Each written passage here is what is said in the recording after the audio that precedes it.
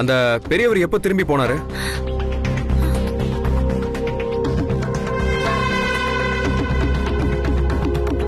தெரியல சார், பக்கத்துல டீ கடைக்கு போறேன்னு சொன்னாரு.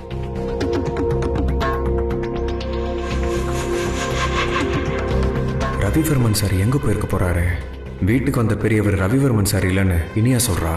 Something wrong. இதுல ஏதோ இருக்கு. டேய் ஆனந்த், அதான் பிரச்சனை தீர்ந்து போச்சடா. அவர் வரைஞ்சு கொடுத்த அந்த பொண்ணு அதான் என் ஆர்ட் ஃப்ரெண்ட் கிடைச்சிட்டாலேடா. இனிமேல் அவர் எதுக்கு என்ன பார்க்க வர போறாரு? அப்படியே வந்தாலும் நான் அவரை மீட் பண்ண போறேன். ரிலாக்ஸ்டா, ஓகே?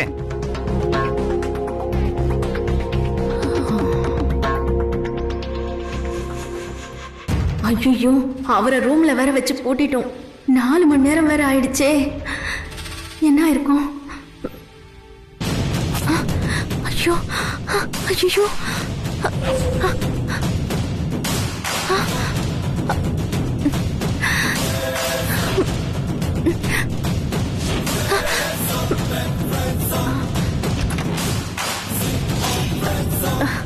இந்த ரவிவர்மன் எங்க போயிட்டாரு?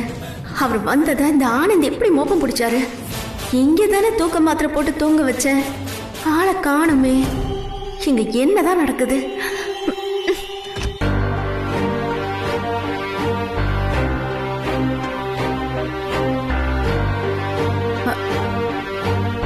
தம்பி, என்னாச்சு ஆனந்த்? நீங்க வீட்டுக்கு வந்ததுல இருந்து ஒரு மாதிரியாவே இருக்கீங்க. ரவிவர்மன் சார் திரும்ப வந்துட்டாருன்னு சொன்னீங்க. ஓவியம் கிடைச்சிருச்சுன்னு சொன்னீங்க. ஆனா அது கொண்டு வரவே இல்லையா ஆனந்த்? எல்லாமே சொதப்பலாயிருச்ச. நீ ஒரு நிமிஷம் முன்னாடி போயிருந்தனா அந்த ஓவியம் என் கைக்கு கிடைச்சிருக்கும். எல்லாத்தையுமே கோட்டை விட்டுட்டான். நீ என்ன சொல்றீங்க ஆனந்த்? எனக்கு எதுவுமே புரியல. எல்லாம் நல்லபடியா நடந்துட்டு இருக்கு. ரவிவர்மன் சார் கண்ணு முழிச்சிட்டாரு. அவர் வரைஞ்ச ஓவியம் நம்ம கைக்கு கிடைக்க போகுது. இனிமே அண்ணன் கிட்ட தைரியமா எல்லா உண்மையும் சொல்லிடலாம். நீங்களும் அண்ணாவும் ஒண்ணு சேருவீங்க நினைச்சா எல்லாமே தலையில மாறிடுச்ச. நீ ஆனந்த், இளமாறன் சார் ஆபீஸ்க்கு போயிருந்தீங்களே, அங்க உங்களுக்கு ஓவியம் கிடைக்கலையா? ஐயோ அண்ணி, புரியாம பேசாதீங்க. முதல்ல அங்க என்ன நடந்துச்சுன்னு தெரிஞ்சுக்கோங்க.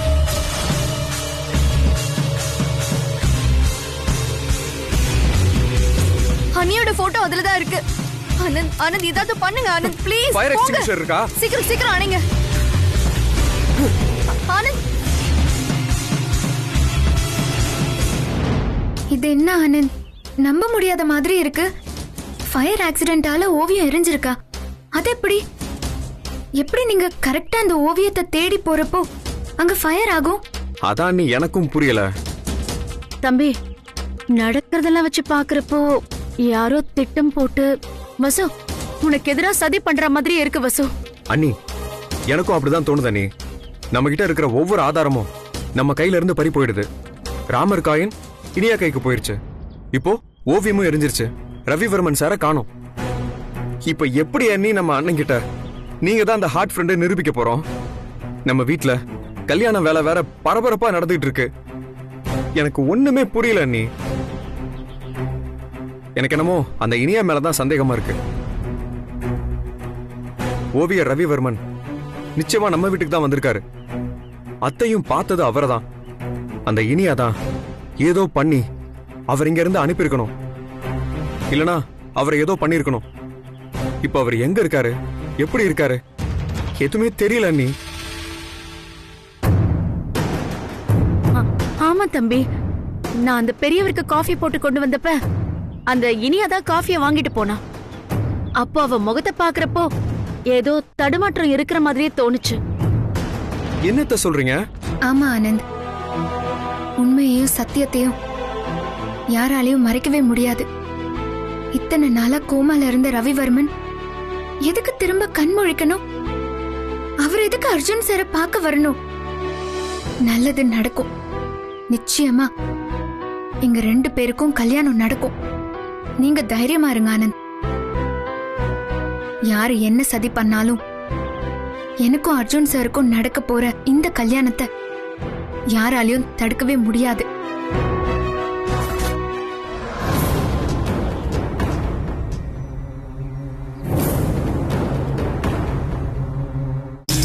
தூக்க மாத்திரை போட்டு தூங்க வச்சுட்டு வந்த. எங்க போயிருப்பாரு இந்த ரவிவர்மன்? ஐயோ, என்ன ஒரே மர்மமாவே இருக்கு. இங்க என்னதான் நடக்குது? என்ன இனியா திடீர்னு என் ஆஃபீஸில் மீட் பண்ணணும்னு அர்ஜென்ட்டாக வந்திருக்கீங்க? நானே ரவிவர்மன் வரைஞ்ச ஒரிஜினல் ஓவியம் என்கிட்ட இருக்குன்னு என் தங்கச்சி மூலமா ஆனந்துக்கு தெரிஞ்சு போச்சு. நான் அந்த டென்ஷன்ல இருக்கேன். சார், எனக்கு அதை விட டென்ஷன் அதிகமா இருக்கு. அர்ஜுனை தேடி வீட்டுக்கு வந்த ஓவியர் ரவிவர்மனை தூக்க மாத்திரை கொடுத்து ரூம்ல அடைச்சு வச்சுட்டு வந்ததா சொன்னல. ஆமா, என்னாச்சு இப்போ? அவர் இப்ப காணும் சார். காணுமா? என்ன இனியா சொல்றீங்க? ரவிவர்மனை காணுமா? ஆமா சார், தூக்க மாத்திரை கலந்த காஃபியை குடிச்சிட்டு அவர் தூங்குனாரு. திடீர்னு எங்க போனாருன்னே தெரியல. ஐயோ, என்ன இனியா இது? இவ்ளோ பெரிய விஷயம் நடந்திருக்கு, இவ்ளோ சாதாரணமா சொல்றீங்க? சார், சாதாரணமா சொல்லல. அவர் மூலமா உண்மை வெளியில தெரிஞ்சிருமோ, நாமெல்லாம் மாட்டிப்போமோன்ற பயத்துல சொல்லிட்டு இருக்கேன். இத பாருங்க இனியா, அந்த அர்ஜுன் என் தங்கச்சி கழுத்துல தாலி கட்டணும், நான் வசுந்தரா கழுத்துல தாலி கட்டணும். இது ரெண்டும் நடந்தே தீரணும். இதுக்காக தான் நான் இவ்ளோ திட்டம் போட்டு எல்லா வேலையும் பார்த்துட்டு இருக்கேன். இப்ப நீங்க என்னடான்னா அவரை காணும்னு சொல்றீங்க. ரூம்ல அடைச்சு வச்சீங்கல்ல, அப்படியே சேரோட சேர்த்து கட்டி வைக்க வேண்டியதானே? சார், அந்த நிமிஷம் அர்ஜுன் கண்ணுல பற்றக்கூடாதுன்னு தான் நினைச்சேன். வேற எதுவுமே எனக்கு தோணல சார். அம்மா, நீங்க எதுக்கு இவ்வளவு டென்ஷனா இருக்கீங்க? அது டென்ஷன் ஆகாம வேற என்ன பண்ண சொல்றீங்க? அவர் வரைஞ்ச ஒரிஜினல் ஓவியம் ஆனந்த் கைக்கு கிடைக்காம பண்ணிட்டேன். ஆனா அந்த ஓவியத்தை வரைஞ்சவரை நீங்க இப்ப கோட்டை விட்டுட்டு நிக்கிறீங்களே. நான் வேணும் நான் செஞ்சேன். உங்களுக்கு ஒண்ணு தெரியுமா? நான் மட்டும் எதேச்சியா ஹாலுக்கு வரலன்னா ரவிவர்மனை அர்ஜுன் பார்த்திருப்பாரு. அப்புறம் கதை கந்தலாயிருக்கும். நீங்க பாருங்க, இந்த கதையெல்லாம் விடுங்க. இப்ப அந்த ரவிவர்மன் எங்க இருக்காருன்னு எனக்கு தெரிஞ்சாகணும். நீங்க தான் அவரை எப்படியாவது கண்டுபிடிக்கணும். கண்டுபிடிச்சிடலாம் சார், நீங்க எதுக்கும் கவலைப்படாதீங்க. என் மேல கொஞ்சம் கோவப்படாம இருங்க. உங்க மேல கோவம்லாம் படலைங்க. என் தங்கச்சிக்கு அர்ஜுனை கட்டி வைக்கணும். என் தங்கச்சி ஆசைப்பட்ட வாழ்க்கைய ஒரு அண்ணனா நான் அவளுக்கு அமைச்சு கொடுக்கணும். எங்க இது நடக்காம போயிடுமோன்னு எனக்கு ரொம்ப பயமா இருக்குங்க. எப்படியாவது ரவிவர்மனை கண்டுபிடிச்சிட்டு எனக்கு தகவல் சொல்லுங்க.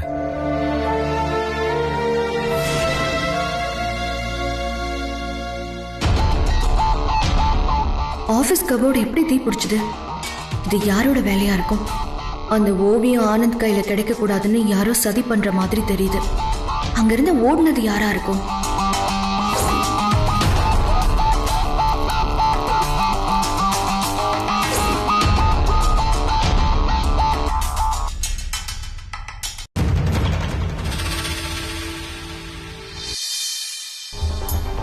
என்னம்மா மீனாட்சி, ஏதோ யோசனையா இருக்க? சரி, சாப்பிட்டியா? இல்லைண்ணா, இனிமேதான். அது சரி, வசுந்தரா டிராயிங் எடுத்து ஆனந்த் கிட்ட கொடுத்தியா? நான் ஒரு முக்கியமான மீட்டிங்ல இருந்தேன், அதான் என்னால ஃபாலோ பண்ண முடியல. இல்லைண்ணா, நான் ஓவியத்தை எடுக்கிறதுக்காக ஆஃபீஸ் போனேன். அப்போ உங்க கேபின் கபோர்ட் ஃபயர் ஆயிடுச்சுண்ணா. கபோர்ட் ஃபயர் ஆயிடுச்சா? ஆமாண்ணா. ஏன், உனக்கு ஆஃபீஸ்ல இருந்து தகவல் வரலையா? இல்ல, கூப்பிட்டு இருந்தாங்க. நான் ஒரு முக்கியமான மீட்டிங்ல இருந்ததுனால என்னால கவனிக்க முடியல. அதுக்கப்புறம் தான் மொபைல பார்த்தேன். ஆமா, எப்படி ஃபயர் ஆச்சா? யாராவது ஏதாவது சொன்னாங்களா?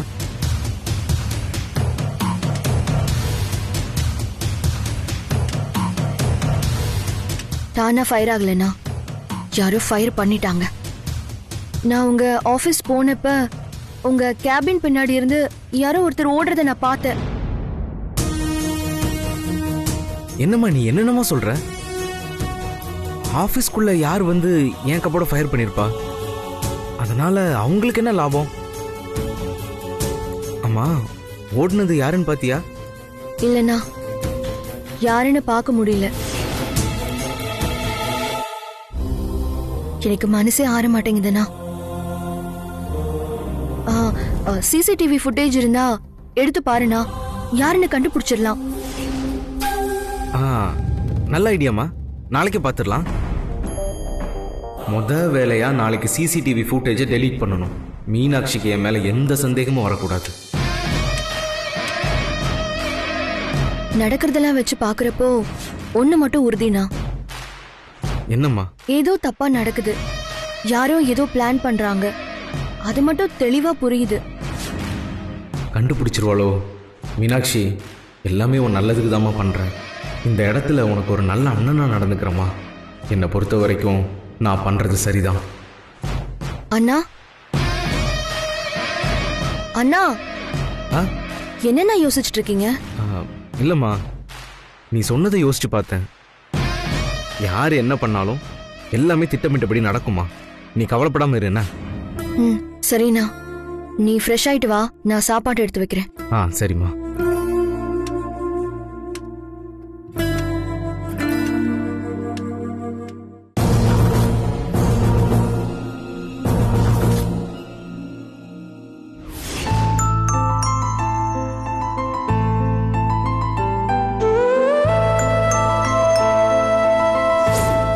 நம்ம ரவிவர்மன் சார், அவர் கோமால இருந்து ரெக்கவர் ஆயிட்டாரு.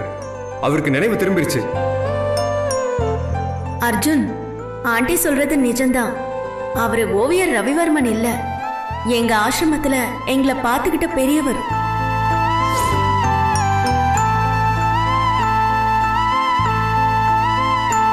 ரவிவர்மனுக்கு நினைவு திரும்பினது நல்ல விஷயம்தான்.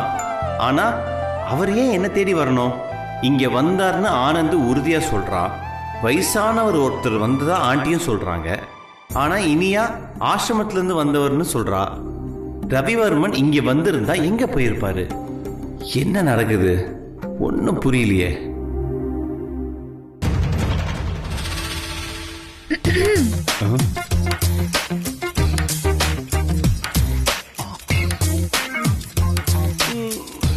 என்ன வசு? நீங்க என்ன பார்த்து பேசலாமே சார். பரவாயில்ல, சொல்லு, என்ன விஷயம்? சும்மா உங்களை பார்த்துட்டு போலான்னு வந்தேன். சும்மா எதுக்கு என்ன பார்க்க வர? பார் வசு, இந்த கல்யாணம் நல்லபடியா நடக்கணும்னு ஆசைப்படுறேன், புரியுதா? சார், அதான் நடக்கும்னு உங்களுக்கு நான் சத்தியமே பண்ணி கொடுத்துட்டேனே. இப்போ இந்த விஷயத்துல நான் என்ன தடையா இருக்கேன்னு சொல்லுங்க. நீ தடையா இருக்கியோ இல்லையோ, உன் ஆக்டிவிட்டிஸ் எல்லாம் பார்த்தா கன்ஃபார்மா தடை உண்டாயிடுமோன்னு எனக்கு பயமா இருக்கு. ஐயோ அர்ஜுன் சார், ரசனையான விஷயங்களை ரசிக்கணும். இது ரசனையான விஷயம்?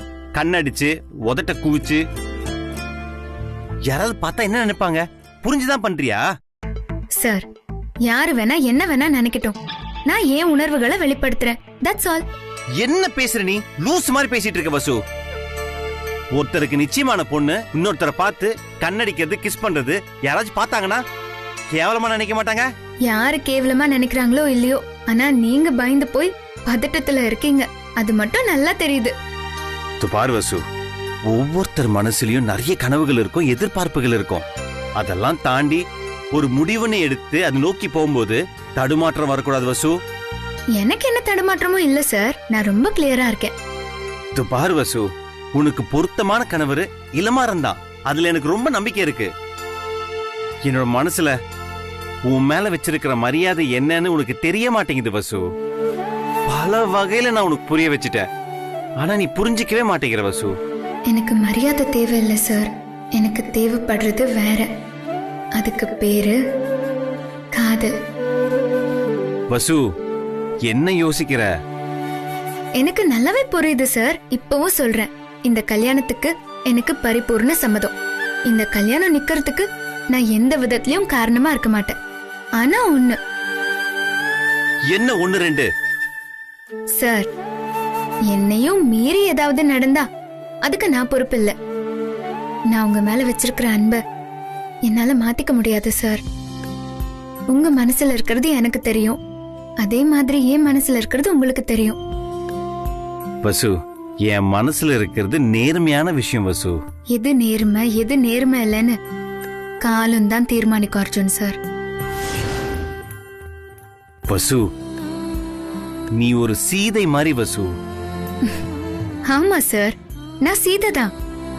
ஆனா சீதை பட்ட பாடுதான் உலகத்துக்கே தெரியுமே. ராமன் மட்டும்தான் தனக்கு புருஷனா இருக்கணுங்கிறதுக்காக அவ எவ்வளவு கஷ்டப்பட்டா, அது ராமனுக்கே புரியலையே.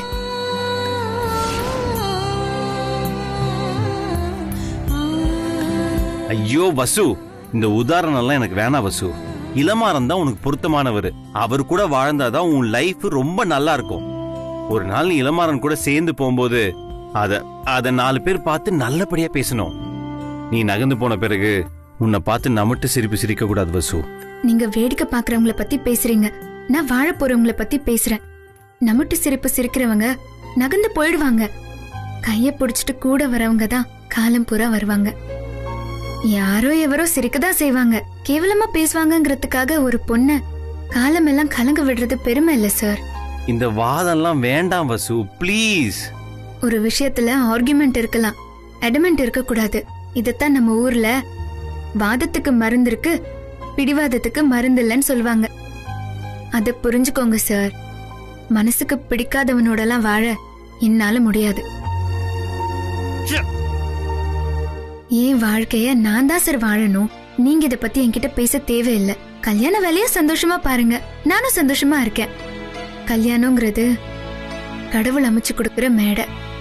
அதுல நீங்களும் நானும் முடிவெடுக்கவே முடியாது. எல்லாம் அவன் பார்த்துப்பான் சார். என்ன இவ இவ்வளவு தெனாப்டா பேசிட்டு போறா? இவளை புரிஞ்சிக்கவே முடிய மாட்டேங்குதே.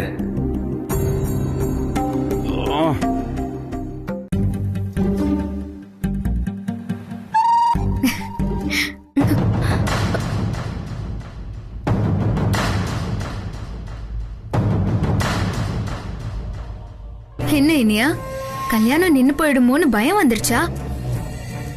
இந்த நேரத்துல தூங்காம உலாத்திட்டு இருக்க? என்னது கல்யாணம் நிக்க போகுதா? என்ன உளறிக்கிட்டு இருக்க? எனக்கும் அர்ஜுனுக்கும் கல்யாணம் நடந்தே தீரும். நீ அச்சத போடதான் போற. ஓ, அவ்வளவு நம்பிக்கை இருக்கா? எனக்கு தான் நம்பிக்கை இல்ல. உன் நம்பிக்கை பார்த்தா எனக்கு சிரிப்பு தான் வருது. நீயா மனசுக்குள்ள நிறைய கற்பனையை வளர்த்துட்டு இருக்க. காடு வாங்குறப்ப அர்ஜுன் நெத்தில பொட்டு வச்சா உனக்கும் அர்ஜுனுக்கும் கல்யாணம் நடந்துருமோ? ஓஹோ, நீ அத பாத்துட்டியா? Very good. பரவாயில்லையே, ஃபாலோ பண்ற வேலைய நீ இங்க வந்து விடல போல இருக்கு. நான் அர்ஜுன் சருக்கு பொட்டு வச்சதுங்கிறது கல்யாணத்துக்கு முன்மொழிஞ்ச மாதிரி, புரியுதா? இங்க பாரு வசுந்தரா, நீ என்னதான் கான்பிடென்டா பேசினாலும் மாய வேலை பண்ணாலும் அர்ஜுனும் கழுத்துல தாலி கட்ட மாட்டாரு. நீ காண்றதெல்லாம் வெறும் பகல் கனவு. எனக்கும் அவருக்கும் தான் கல்யாணம் நடக்கும். இது பாரு நியா, உனக்கு என்னோட ஆழ்ந்த அனுதாபங்கள். ஏதோ பிளான் பண்ணி நீ வீட்டுக்குள்ள வந்துட்ட. இப்போ அர்ஜுன் சார கல்யாணம் பண்ணிக்கிறதுக்காக நீ என்னெல்லாம் பண்ணிட்டு இருக்கேன்னு என்னால யூகிக்க முடியுது. என்ன இவ பொடி வச்சு பேசிக்கிட்டு இருக்கா? ஒருவேளை ரவிவர்மன் வந்தத மோப்பம் பிடிச்சிருப்பாளோ?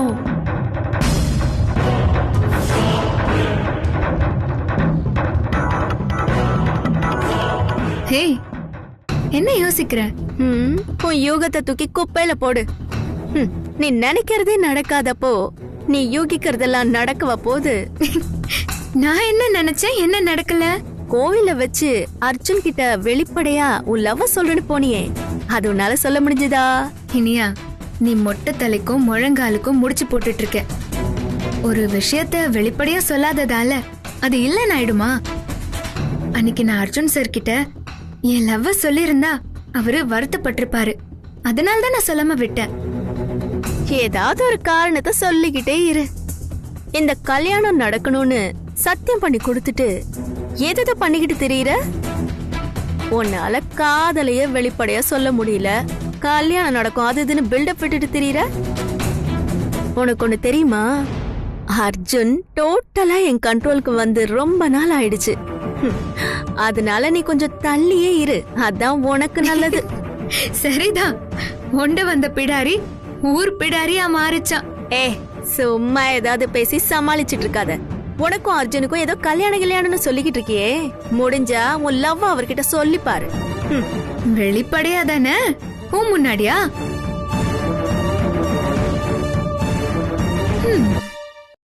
உன் சவால நான் ஏத்துக்கிறேன். உன் முன்னாடி மட்டும் இல்ல நீயா, ஊர் முன்னாடியே நான் சொல்லுவேன். உண்மையை சொல்றதுக்கு நான் எதுக்கு பயப்படணும்? பாக்குறியா, கூடிய சீக்கிரமே இந்த வீட்ல இருக்கிற எல்லார் முன்னாடியும் நான் என் லவ் சொல்றேன்.